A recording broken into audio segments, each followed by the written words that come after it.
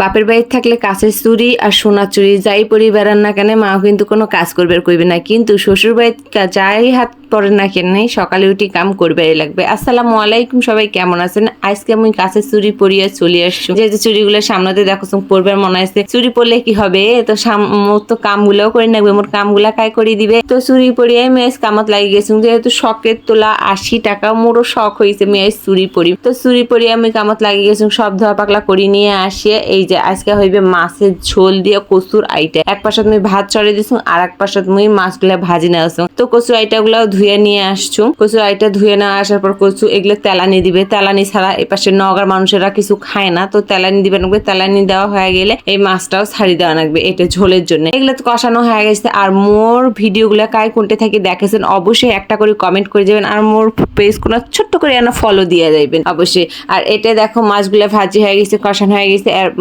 আর এর ফাঁকে মুই কাটি না ঢেঁড়সের ভাজি। ঢেঁড়সের ভাজি যেহেতু করি সকালের খাবারের জন্য ঢেঁড়স ভাজি, তো ঢেঁড়স ভাজি গুলো দেখো, ঢেঁড়স গুলো দেখো ঢেঁড়স গুলো পোক্তো নাকি জ্বালা। তো এর ফাঁকে ঢেঁড়স কাটি নেওয়া হয়েছে। এর ফাঁকে মোর হয়ে গেছে অলরেডি মাছের ঝোল আর পেঁপে দিয়ে এক পিস মাছ মোর বেটির জন্য করছিলাম। এতে ঢেঁড়স ভাজি হয়ে গেছে। তো ঢেঁড়স ভাজি কাকে এরকম পেঁয়াজ দেন, বেশি করে না পেঁয়াজ দিলে কিন্তু ঢেঁড়স ভাজি খাইতে সেই নাগে। তুমি যেহেতু রান্নায় করছো সেহেতু তুমি বেশি করে আনা পেঁয়াজ দেন, বেশি করে মানে বেশি করি, প্রায় 8-10টার মতো পেঁয়াজ দিচ্ছেন। আর এর পাশে দেখো মোর আর একটা তরকারি হয়েছে। তো প্রত্যেক দিনে মোর শরীরের জন্য আলাদা আলাদা তরকারি রান্না করে নাকি এইটা যা শরীরের খাইতে কষ্ট হয় তাই ভালো জানে যে খাইতে কি রকম কষ্ট হয়। তো আমি সকালের খাবার অলরেডি শুরু করে দিচ্ছি ঢেঁড়স ভাজি দিয়ে ভাত।